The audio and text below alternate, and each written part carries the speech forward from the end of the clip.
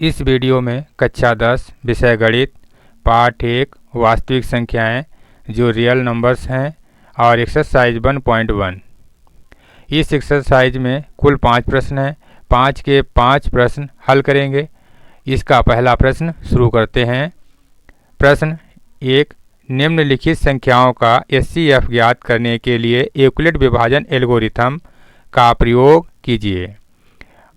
और इस प्रश्न में 3 पार्ट्स दिए गए हैं। तो इसका पहला खंड है कि 135 और 225 का एचसीएफ यूक्लिड विभाजन एल्गोरिथम के प्रयोग द्वारा सॉल्व किया जाएगा। तो इस प्रश्न को इस प्रकार से हल करेंगे। यहाँ पे देखिए 135 और 225। तो यहाँ पर जो सबसे बड़ी संख्या है इसे हम a मान लेंगे। a बराबर 225 और b बराबर 135। अब यहाँ पर एल्गोरिथम जो क्वेश्चन है इसे किस प्रकार से सॉल्व करेंगे। तो यहाँ पर यूक्लिड विभाजन एल्गोरिथम का जो फार्मूला है, अब यहाँ पर जो हम लिख रहे हैं a बराबर b q प्लस r। तो a बराबर यहाँ पर हो जाएगा भाज्य बराबर भाजक गुणे भागफल और प्लस शेषफल, इस प्रकार से। तो यहाँ पर इस फार्मूले के आधार पर सॉल्व करेंगे। जो यहाँ भाज्य है, भाज्य बराबर कितना लिख लेंगे 225 और b जो भाजक है यहाँ पर b बराबर 135 गुणे में। और यहाँ पर इसे इस प्रकार से सॉल्व कर लेंगे। 135 से 225 को भाग देना है और इसका ये नियम है कि मतलब इसमें इस प्रकार से भाग देंगे कि इसका जो है शेषफल शून्य आना चाहिए। जब तक हम भाग इसको देते रहेंगे जब तक शून्य ना आ जाए। तो यहाँ पर 135 से 225 को भाग दे देंगे। तो यहाँ पर देखिए 135 दूना 270 होता है। तो यहाँ पर एक बार ले जाएंगे। 135 एकन 135 हो जाएगा। 5 में से 5 गया 0, यहाँ 2 हैं तो इसमें से हासिल ले लेंगे। यहाँ पर 12 हो गया, 12 में से 3 गया 9 बचा। तो यहाँ पर जो ये बचा है 1 आ गया, क्या है ये भागफल है और जो 90 है जो शेषफल है। तो यहाँ पर भागफल गुणे में 1 लिख देंगे और जमा में शेषफल जो है 90 लिख देंगे। फिर यहाँ पर फिर लिखेंगे कि जो b है b यहाँ पर लिख देंगे। जो b 135 जो यहाँ पर भाज्य हो जाएगा बराबर जो शेष और शेषफल जो है यहाँ पर भाजक के नीचे लिख देंगे 90, फिर गुणे का निशान लगा लेंगे। और फिर हम क्या करेंगे 90 से 135 को हम भाग दे देंगे इस प्रकार से। तो 90 एकन 90, 90 दूना 180 होता है। तो यहाँ पर ज़्यादा हो जाएगा तो 90 एकन 90 हो जाएगा। इसमें से इसको माइनस कर देंगे तो 5 उतार लेंगे। 13 में से 9 गए 4 हो जाएगा। तो यहाँ पर जो भागफल आया है 1 और शेषफल कितना आ गया है 45। और फिर यहाँ पर इसी प्रकार से 90 को हम यहाँ पर लिख लेंगे भाज्य के नीचे बराबर और शेषफल को लिख लेंगे भाजक के नीचे गुणे। फिर यहाँ पर है 45 से 90 को भाग देंगे इस प्रकार से। फिर यहाँ पर 45 से 90 को भाग देंगे। तो 45 एकन 45, 45 दूना 90, 90 में से 90 जाएगा 0 बचेगा। तो यहाँ पर जो भागफल आ गया है 2 आ गया और शेषफल 0 आ गया। अब यहाँ पर जो संख्या पूर्ण रूप से विभाजित कर देती है और शेषफल 0 आ जाता है वही संख्या जो है एचसीएफ कहलाती है। तो यहाँ पर हम इसको इस प्रकार से लिख देंगे, HCF जो है 135 और 225 बराबर जो HCF कितना आ गया 45। इस प्रकार से ये आंसर करेक्ट हो गया है। अब इसके बाद में इसका सेकेंड पार्ट सॉल्व करते हैं। यहाँ पे इसी प्रकार से इसको भी सॉल्व करेंगे यूक्लिड विभाजन एल्गोरिथम का प्रयोग करके, क्योंकि जो यहाँ पर बड़ी संख्या है 38,220, यहाँ पर लिख लेंगे, इसको A मान लेंगे। A बराबर क्या हो जाएगा 38,220 और B बराबर हो जाएगा 196। यहाँ पर भी इसी प्रकार से यूक्लिड विभाजन एल्गोरिथम का फार्मूला डाल देंगे, A बराबर BQ प्लस R, ये फार्मूला है। और इसी प्रकार से हम लिख लेंगे A बराबर कितना दिया गया 38,220 बराबर B बराबर कितना दिया गया 196 गुणे, क्योंकि हमें 196 से 38,220 को भाग देना है। अब जब तक भाग देते रहेंगे जब तक इसके नीचे शेषफल शून्य ना आ जाए। तो यहाँ पर 196 से 38,220 को हम डिवाइड करेंगे, क्योंकि 196 से अगर हम 10 बार ले जाते हैं तो यहाँ पर हो जाएगा 1960 हो जाएगा। ठीक है, तो यहाँ पर 9 बार ले जाएंगे तो यहाँ पर नहीं, पहली बार यहाँ पर एक बार जाएगा, इसको एक बार डिवाइड करेंगे तो यहाँ पर आ जाएगा 196 एकन 196। तो इसमें 2 से 6 नहीं जा रहे हैं तो हासिल लिए, तो यहाँ हुए 12, 12 में से 6 गए 6 हैं, तो यहाँ बचे 7, तो 7 में से 9 नहीं जा रहे हैं तो इसमें से हासिल लिए, तो यहाँ 17, 17 में से 9 गए, यहाँ पर बच गए हैं 8, यहाँ पर 8 बच गए, और यहाँ पर बचे हैं 2, 2 में से 1 गया तो 1 बचा, ऊपर से मैंने 2 उतार लिया। अब यहाँ पर हो गया 1862 हो गया, और यहाँ पर 196 हैं, तो यहाँ पर ये आ जाएगा कि यहाँ पर इसको हम 9 बार ले जाएंगे, 9 से 196 की हम मल्टीप्लाई कर देंगे तो यहाँ पर इसका कितना आंसर आएगा 1764 आएगा, 1764 आ जाएगा। अब इसको माइनस कर देंगे तो यहाँ पर 2 में से 4 नहीं जा रहे हैं तो इसमें से हासिल लेंगे 12 हो जाएगा, 12 में से 4 गया 8, और यहाँ पर बचे हैं 5, 5 में से 6 नहीं जा रहा तो इसमें से दाई लेंगे हासिल लेंगे, और यहाँ पर हुए 15, 15 में से 6 गए 9, और यहाँ पर बचे 7, 7 में से 7 गया 0, फिर ऊपर बचा हुआ है 0, यहाँ पर 0 ले लिया, और फिर यहाँ पर 980 है, 980 देख किसके पाड़े से जा रहा है 196, 196 पंचे 5 बार ले जाएंगे, क्योंकि 5 छक्का 30 और 5 नाम 45, 3 48 के 8, 5 एकन्ना 5 और 4 9, ये इसको माइनस कर देंगे, यहाँ पर जो शेषफल बचेगा 0 आएगा। तो यहाँ पर जो इसका भागफल कितना आ गया 195 और शेषफल 0 आ गया। तो इस क्योंकि 196 ने संख्या से ये पूरा विभाजित हो गया तो इसका HCF कितना आ गया 196 आ गया है। तो यहाँ पर हम लिख देंगे HCF 196 और 38,220 बराबर 100 कितना आ गया है 196, ये करेक्ट आंसर आ गया है। अब इसका अगला पॉइंट है थर्ड वाला, इसे भी इसी प्रकार से सॉल्व करेंगे यूक्लिड विभाजन एल्गोरिथम के प्रयोग से ही। तो इसमें भी हम बड़ी संख्या को हम क्या मान लेंगे A मान लेंगे, A बराबर 867 और B बराबर मान लेंगे 255। तो यहाँ पर यूक्लिड विभाजन एल्गोरिथम का प्रयोग फार्मूला डाल देंगे, A बराबर BQ प्लस R। अब यहाँ पर A बराबर कितना दिया गया 867 बराबर B बराबर 255 गुणे का निशान, क्योंकि अब इसे भी हमें भाग देना है, क्योंकि 255 से 867 को भाग देना है, 255 से 867 को भाग देना है। तो यहाँ पर देखिए 255 है, यहाँ 67 है। तो इसको कितनी बार ले जाएंगे यहाँ पर 3 बार। 3 से 255 की मल्टीप्लाई कर देंगे तो यहाँ कितना आ जाएगा 53 15, 53 15 1 16, 3 दूनी 6 और 1 7।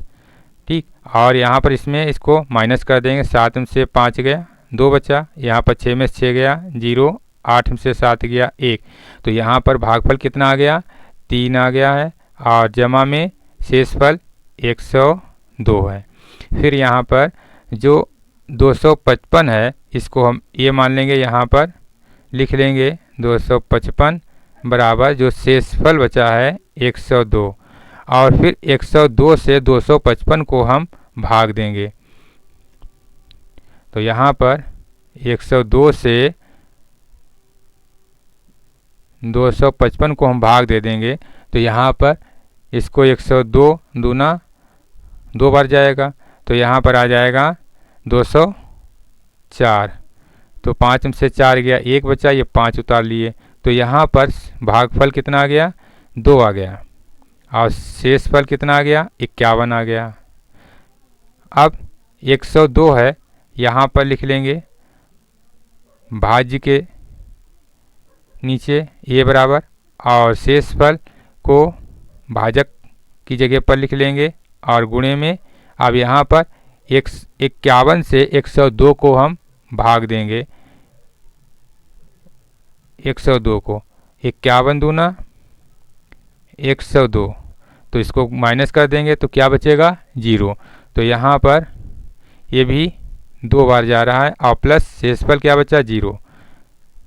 तो यहाँ पर अगर इसको देखिए जो 0 वाली लाइन है इसमें से तीसरे स्थान पर जो संख्या आएगी वही एचसीएफ कहलाएगी 1 2 3।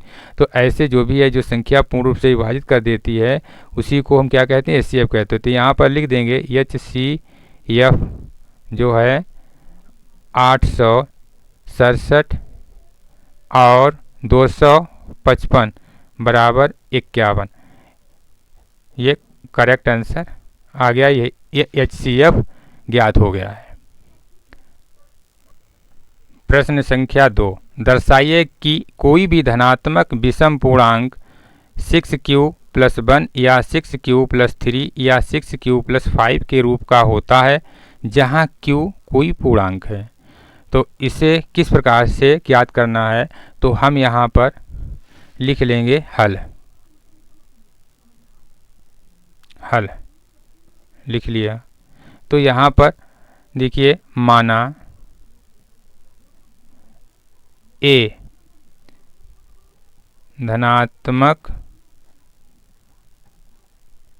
विषम पूर्णांक है और b बराबर इसमें कितना दिया गया है 6 दिया गया है। तो यहाँ पर देखिए यूक्लिड विभाजन एल्गोरिथम के अनुसार इसे हम सॉल्व करेंगे। तो यहाँ पर r की संभावित वैल्यू क्या क्या होती है, तो r जो है यहाँ पर लिखेंगे r बराबर क्या होगा, तो यहाँ पर दिया गया है जो इससे यहाँ पर लिख लेंगे कि जो r है r हमारा क्या हो सकता है, या तो 0 के बराबर हो सकता है, r जो है 0 से बड़ा हो सकता है या बराबर हो सकता है,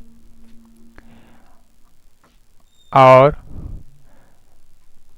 जो b है b r से छोटा हो सकता है, b r से छोटा हो सकता है। तो r के जो संभावित मान आएंगे, क्योंकि b बराबर 6 दिया गया है तो यहाँ पर इसके संभावित मान क्या आएंगे 0 1 2 3 4 और 5 आ गया, ये मान आ गए।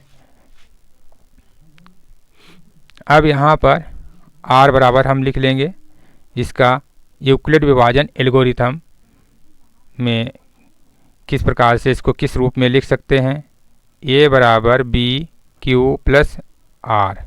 तो a बराबर 1 तो धनात्मक है, b 6 है, r के संभावित मान ये दिए गए हैं। तो यहाँ पर ए बराबर लिख लेंगे बी 6 दिया गया और क्यू जो कोई पूर्णांक है क्यू ऐसे लिख लेंगे और आर का संभावित मान क्या है, पहला 0 है। फिर यहाँ पर आर का दूसरा संभावित मान है, इसको इसके रूप में लिख सकते हैं 6Q + 1, 6Q + 2, 6Q + 3, 6Q + 4, 6Q + 5 के रूप में। अब यहाँ पर जो भी है, क्योंकि यहाँ पर विषम पूर्णांक संख्या है तो विषम पूर्णांक संख्या कौन कौन सी हो सकती है, तो यहाँ पर इसे ज्ञात करने के लिए इसको इस प्रकार से लिख लेंगे। जो संख्या है a बराबर 6Q + 0, क्योंकि 6 है, अगर q का मान हम यहाँ पर 1 रख देते हैं तो 6 × 6, तो ये संख्या जो है 2 से विभाज्य हो जाएगी। यहाँ पर लिख देंगे ये संख्या जो है 2 से विभाज्य है।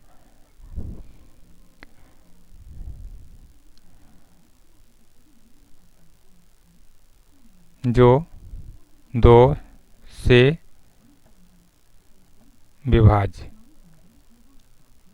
विभाज्य है, अर्थात सम संख्या है। क्या है ये? सम संख्या हो गई, अर्थात सम है। ठीक, इसी प्रकार a बराबर जो सेकेंड मान है इसका 6Q + 1, तो यहाँ पर लिख देंगे जो 6 में 1 से गुणा कर देंगे, 6 × 6 और 1 क्या हो जाएगा 7, शेष पर जोड़ देंगे। जो 2 से क्या है, विभाज्य नहीं है, विभाज्य नहीं है।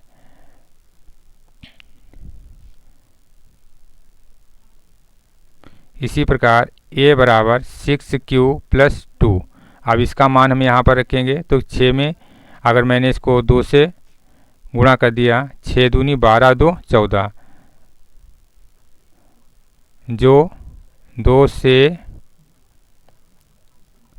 विभाज्य है। फिर इसी प्रकार 6Q + 3, a बराबर 6Q + 3, जो इसको 3 यहाँ पर 2 रख लेंगे, कोई भी संख्या q बराबर रख सकते हैं यहाँ पर, तो 6 × 6 और 6 3 9, क्योंकि ये 2 से विभाज्य नहीं है, विभाज्य नहीं।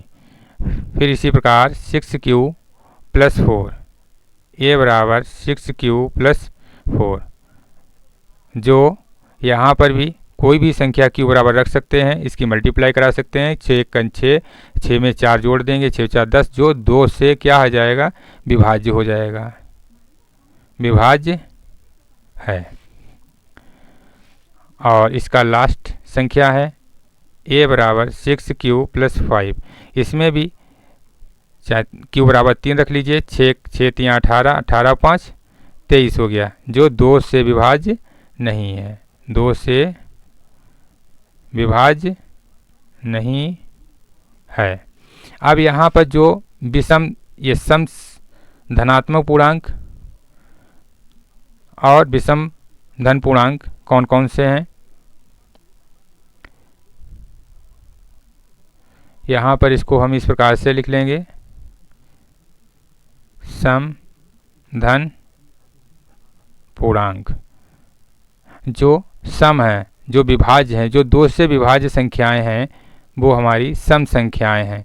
तो कौन सी हैं? यहाँ पर 6Q + 2 जो ये संख्या है, और 6Q + 4 या 6Q + 4 विषम धन पूर्णांक। जो शेष बची हैं, जो 2 से विभाज्य नहीं संख्या हैं, वो हमारी विषम धन पूर्णांक हैं। 6Q + 1, 6Q + 3 या 6q + 5। ये इस प्रकार से इसको हम दर्शा सकते हैं। फिर इसके बाद तीसरा क्वेश्चन है, बहुत अच्छा क्वेश्चन है, इसे सॉल्व करते हैं। किसी परेड में 616 सदस्यों वाली एक सेना की टुकड़ी को 32 सदस्यों वाले एक आर्मी बैंड के पीछे मार्च करना है। दोनों समूहों को समान संख्या वाले स्तंभों में मार्च करना है। उन स्तंभों की अधिकतम संख्या क्या है जिसमें वे मार्च कर सकते हैं? तो इसे हम इसको किस प्रकार से सॉल्व कर सकते हैं? तो यहाँ पर लिख लेंगे हम, पहले यहाँ पर लिखेंगे हल। तो यहाँ पर जो पहली टुकड़ी है, पहली टुकड़ी में जवानों की संख्या कितनी हो जाएगी? 616। पहली टुकड़ी में जवानों की संख्या, चाहे ऐसे लिख लीजिए, चाहे पहली टुकड़ी में जवानों की संख्या, या इसको A = 616 लिख सकते हैं। ऐसे लिख देते हैं, यहाँ पर है पहली टुकड़ी में जवानों की संख्या बराबर 616 है और दूसरी टुकड़ी में जवानों की संख्या कितनी दी गई है? 32 है। अब इसको हम यहाँ पर लिख लेंगे A बराबर, जो ज़्यादा संख्या इसको हम A मानते हैं और कम संख्या को B मान लेंगे, 616 और B = 32 है। इसे भी हम एल्गोरिथम जो है यूक्लिड विभाजन एल्गोरिथम के फार्मूले से सॉल्व करेंगे। तो यहाँ पर A = BQ + R है। तो A बराबर कितना आ जाएगा? 616 और B बराबर आ जाएगा 32, क्योंकि यहाँ पर गुणे Q का, यहाँ पर गुणे का निशान लग जाएगा और 32 से 616 को हम भाग देंगे और जब तक भाग देते रहेंगे तो इसका नीचे शून्य ना प्राप्त हो। ठीक है, तो यहाँ पर लिखेंगे 32 से 616 को हम भाग दे देंगे। तो यहाँ पर 32 दूना 64 होता है, क्योंकि यहाँ पर है 61, तो 32 × 32 और 61 से 32 घटाएंगे तो कितना बचेगा? 29, और ऊपर से हमने 6 ले लिए तो हो गया 296। अब यहाँ पर 32 दाम 320 होता है, तो इसलिए 32 नमा ले जाएंगे और 32 9 की गुणा कर देंगे तो यहाँ पर आ जाएगा 288 आ जाएगा, और इसमें से 296 से 288 घटाएंगे तो यहाँ पर 8 आ जाएगा। तो यहाँ पर इसका जो है भागफल कितना आ गया है? 19, और शेष फल आ गया है 8। फिर इसको इसी प्रकार से हम यहाँ पर जो 32 है इसको A मान लेंगे और शेष फल है इसे 8 से हम 32 को फिर हम यहाँ पर भाग दे देंगे। ठीक, जो संख्या 32 है इसको हम यहाँ पर लिख लेंगे और इसको 8 × 32, तो 32 से 32 किया, कितना बचा है? 0। तो यहाँ पर 4 + का 0, तो इसका जो HCF ज्ञात करके आएगा, क्योंकि 8 संख्या से ये पूरा विभाजित हो जाता है और शून्य प्राप्त हो जाता है। तो इसमें इस प्रकार से भी ज्ञात कर सकते हैं। जो लास्ट जो शेषफल शून्य आता है इसको इधर से उल्टा गिन लेते हैं, 1 2 3, जो तीसरे नंबर पर आएगा वही हमारा HCF होता है। तो यहाँ पर लिख देंगे HCF 616 और 32 बराबर कितना हो जाएगा? 8। अतः स्तंभों की अधिकतम संख्या यहाँ पर लिख देंगे। अतः स्तंभों की अधिकतम संख्या बराबर कितनी हो जाएगी? 8 स्तंभ बनेंगे। ये आंसर प्राप्त हो गया है। अगला क्वेश्चन है चौथा, यूक्लिड विभाजन प्रमेयिका का प्रयोग करके दर्शाइए कि किसी धनात्मक पूर्णांक का वर्ग जो है किसी पूर्णांक m के लिए 3m या 3m + 1 के रूप का होता है। तो इसे भी हम इस प्रकार से हल कर लेंगे। यूक्लिड विभाजन जो है, चाहे एल्गोरिथम कहिए चाहे प्रमेयिका कहिए। तो यहाँ पर पहले लिखेंगे हल। लिख लिया। और यहाँ पर मानेंगे क्योंकि धनात्मक पूर्णांक दिया, किसी धनात्मक पूर्णांक का वर्ग, तो हम यहाँ पर लिखेंगे माना ए धनात्मक पूर्णांक है और b बराबर जो दिया गया, कितना दिया गया, 3m दिया गया, तो यहाँ पर हमने 3 ले लिया। तो r के संभावित मान क्या होंगे, यहाँ पर r के संभावित मान हो जाएंगे 0, 1 और 2 हो जाएंगे। ठीक, और यहाँ पर जो दिया गया है r जो हमारा क्या हो सकता है, जो 0 से बड़ा हो सकता है या 0 के बराबर हो सकता है। और जो b है, b r से छोटा होता है यहाँ पर। तो इस प्रकार से जो ये मान दिया गया, इसी के मान से सॉल्व करेंगे, क्योंकि यूक्लिड विभाजन एल्गोरिथम का सूत्र ये है a बराबर बी क्यू प्लस आर यहाँ पर। अब हम इसको यूक्लिड विभाजन एल्गोरिथम के माध्यम के रूप में इस प्रकार से लिख सकते हैं यहाँ पर।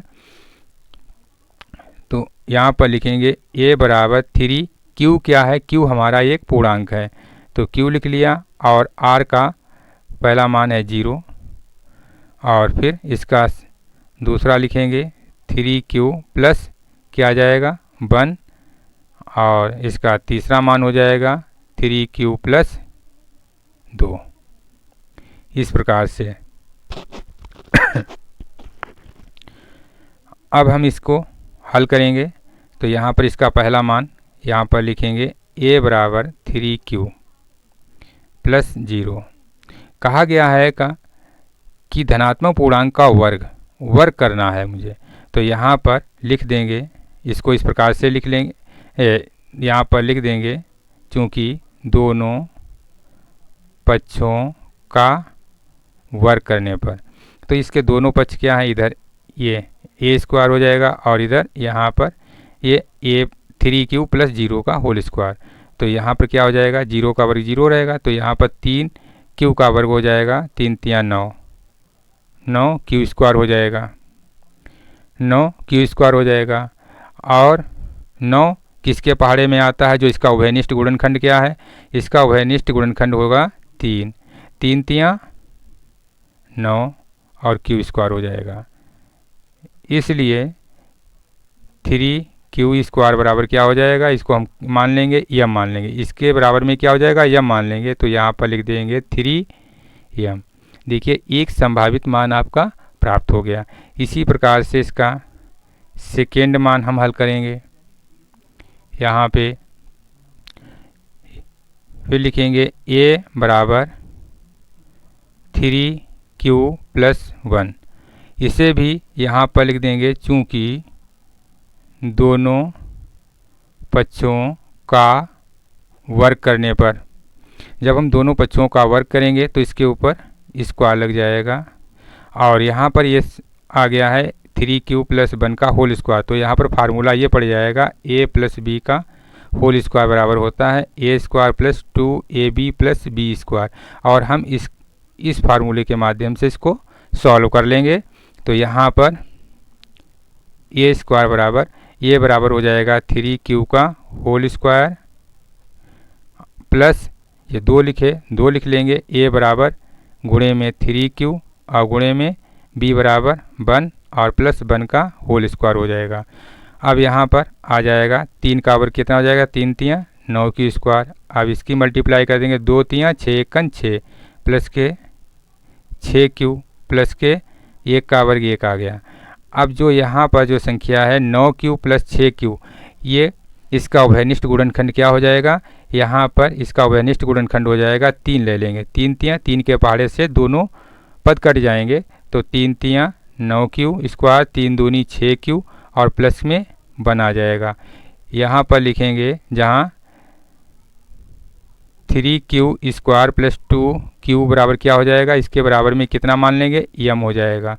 तो यहाँ पर लिखेंगे 3m प्लस 1, ये भी प्राप्त हो गया। हम इसको इस प्रकार से लिख सकते हैं। अब इसके बाद में इसका संभावित मान जो है थर्ड वाला वो भी ज्ञात करना है। तो यहाँ पर थर्ड वाला मान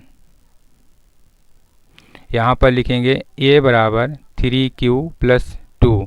तो इसको भी हम इसी प्रकार से सॉल्व कर लेंगे क्योंकि दोनों पक्षों का वर्ग करने के आधार पर। यहाँ पर भी आप लिख सकते हो चूँकि दोनों पक्षों का वर्ग, क्योंकि ये पूरा सवाल ही दोनों पक्षों का वर्ग करने पर ही सिद्ध हो पाएगा। तो यहाँ पर इस प्रकार से इसको भी सॉल्व कर लेंगे। फार्मूला वही पड़ेगा कि a प्लस बी का होल स्क्वायर बराबर a square plus 2ab plus b square हो जाएगा। तो यहाँ पर फार्मूला के माध्यम से सॉल्व कर लीजिए। a बराबर 3q का होल स्क्वायर प्लस 2 गुणे 3q और गुणे में 2 b बराबर और प्लस 2 का होल स्क्वायर।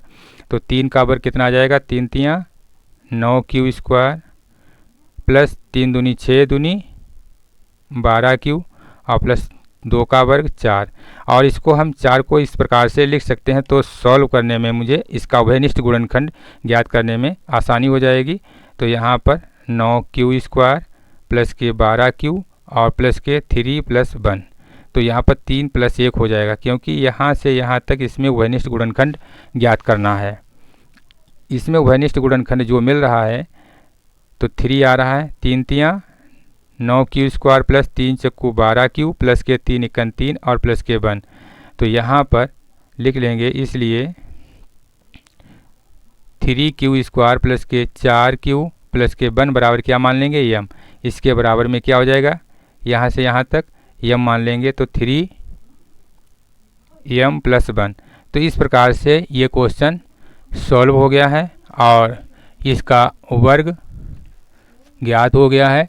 और यहाँ पर लिख सकते हैं, अतः किसी धनात्मक पूर्णांक का वर्ग किसी पूर्णांक m के लिए, यहाँ पर लिख सकते हैं किसी धनात्मक पूर्णांक का वर्ग किसी पूर्णांक जो भी है m के लिए 3m या 3m प्लस 1 के रूप का होता है। ये इस प्रकार से क्वेश्चन सॉल्व हो गया है। बच्चों आपको समझ में आ गया होगा। और इसी प्रश्नावली का अब ये लास्ट क्वेश्चन बचा हुआ है। लास्ट क्वेश्चन है, यूक्लिड विभाजन प्रमेयिका का प्रयोग करके दर्शाइए कि किसी धनात्मक पूर्णांक का घन 9m प्लस 1 या 9m प्लस 8 के रूप का होता है। तो इसे भी इसी प्रकार से सॉल्व करेंगे क्योंकि अभी पिछला सवाल जो सॉल्व किए थे वो वर्ग वाला था और ये घन वाला है। तो यहाँ पर लिखेंगे हल। तो यहाँ पर लिखेंगे माना a एक धनात्मक पूर्णांक है और b बराबर, जैसे यहाँ पर b बराबर, जैसे यहाँ पर 9m दिया गया और 9m प्लस 1 दिया गया है, 9m प्लस 8 दिया गया और 9 के माध्यम से लगाएंगे तो ये सवाल बहुत ज़्यादा बड़ा हो जाएगा। तो यहाँ पर हम इस प्रकार से संख्या ले लेंगे जिसके पाड़े से 9 कटता हो। तो यहाँ पर जो है हम 3 ले लेंगे, 3 तियाँ 9।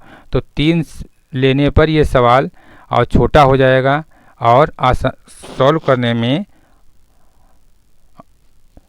सही सिद्ध हो जाएगा क्योंकि यहाँ पर हम इसको इस प्रकार से लिख सकते हैं क्योंकि 3 जो b बराबर 3 है तो r के संभावित मान क्या क्या हो सकते हैं। यहाँ पर r के संभावित मान लिख सकते हैं, यहाँ पर 0, 1 और 2 हो जाएंगे। और यहाँ पर लिख लेंगे 0 जो है, जो r 0 जो है r से, मतलब जो है यहाँ पर r से बड़ा होता है या ये बराबर होता है। और जो b है b r से बड़ा होता है। इस प्रकार से इसको हम सॉल्व कर लेंगे यूक्लिड विभाजन एल्गोरिथम के प्रयोग से। यहाँ पर लिखेंगे a बराबर बी क्यू प्लस r। तो यहाँ पर हम इसका मान डाल देंगे। b बराबर कितना दिया गया 3q, r का संभावित मान 0 और दूसरा मान हो जाएगा यहाँ पर 3q प्लस 1 और 3q प्लस 2। ये 3 मान हो गए हैं। और सर्वप्रथम जो है हम इसको यहाँ पर सॉल्व करेंगे। a बराबर 3q, अब यहाँ पर रखने पर 3q रखने पर, क्योंकि इसमें या चाहे 0 भी लगा सकते हो। और दोनों पक्षों का क्या करना पड़ेगा, घन करना पड़ेगा। यहाँ पर भी घन करना पड़ेगा, तो लिख देंगे चूँकि दोनों पक्षों का घन करने पर ठीक। तो यहाँ पर लिख लेंगे ए क्यू बराबर 3q की घात 3। तो 3 का घन कितना हो जाएगा, 3 तिया 9 तिया 27 क्यू की घात 3। और 27 है किसके पहाड़े से कटेगा, क्योंकि जैसे यहाँ पर दिया गया 9m दिया गया, 9 से ये इसका उभयनिष्ठ गुणनखंड हो जाएगा 9 तिया 27, क्योंकि b का मान कितना दिया गया, 3 दिया गया, 9 क्यूब हो जाएगा ठीक। और जहाँ मतलब इसलिए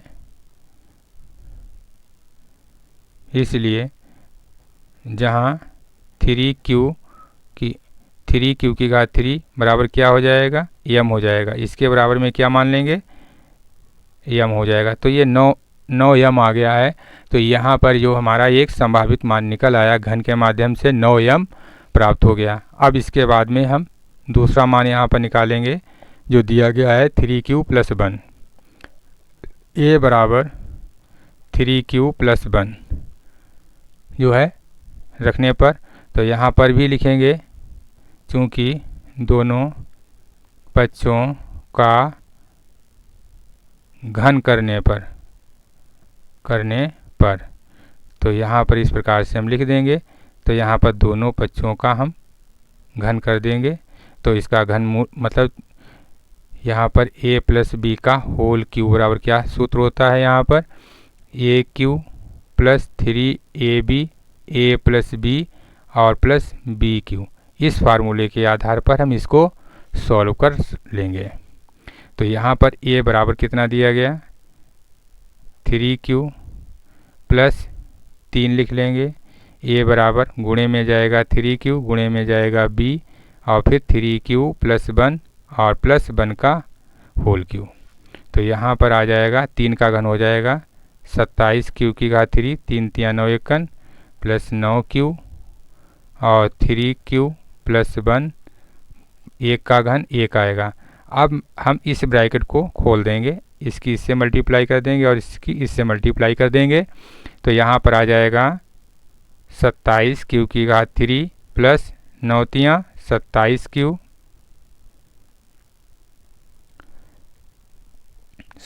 हो जाएगा स्क्वायर और प्लस 9 एकन 9q + 1। अब इसमें यहाँ से यहाँ तक जो उभयनिष्ठ गुणनखंड है वो क्या प्राप्त होता है, यहाँ पर 9 है, क्योंकि 9 से ये संख्या पूर्ण रूप से विभाजित हो जाएगी। तो 9 इधर ले लिया कॉमन में, 9 तिया 27q की घात 3, 9 तिया 27q स्क्वायर प्लस 9 एकन 9 खाली q हो जाएगा 1। इसके बराबर में क्या हो जाएगा, 9m + 1। एक ये मान प्राप्त हो गया। यहाँ पर भी लिख सकते हो जहाँ 3q की घात 3 प्लस 3q स्क्वायर और प्लस q बराबर क्या हो जाएगा, m मान लेंगे। इसके बराबर में हमने m मान लिया। इसी प्रकार से इसका थर्ड मान है a बराबर 3q + 2। इसे भी चूँकि दोनों पक्षों में घन करने पर, तो इसको भी हम दोनों पक्षों को घन कर देंगे। फार्मूला आपका यही लग जाएगा इसमें। इसी प्रकार से a बराबर 3q की घात 3 मतलब घन के रूप में हो जाएगा प्लस 3 गुणे 3q गुणे 2 और 3q + 2 और 2 का घन। इस प्रकार से यहाँ पर 3 का घन आ जाएगा 27q की घात 3, 3 तिया 9 दूनी 18, 18q 3q + 2 प्लस के 2 का घन 8 आ जाएगा। और फिर इसको इस ब्रैकेट को हम खोल देंगे। तो यहाँ पर 27q की घात 3 प्लस 18 तिया 54, 54q स्क्वायर प्लस 18 दूनी 36q प्लस के 8। अब इसमें भी उभयनिष्ठ गुणनखंड क्या आ जाएगा, यहाँ पर भी 9 ही मिलेगा। तो 9 तिया 27q की घात 3 और 9 छाक 54 क्यू स्क्वायर और 9 चौक 36 और प्लस के 8। तो इसके बराबर में हम क्या मान लेंगे, इसके बराबर में m मिल जाएगा। तो 9m प्लस के 8, इस प्रकार से ये भी हमारा मान सिद्ध हो गया।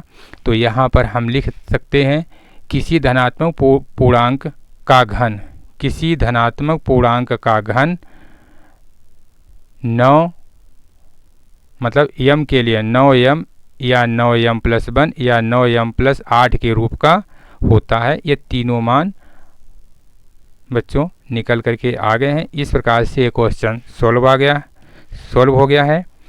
और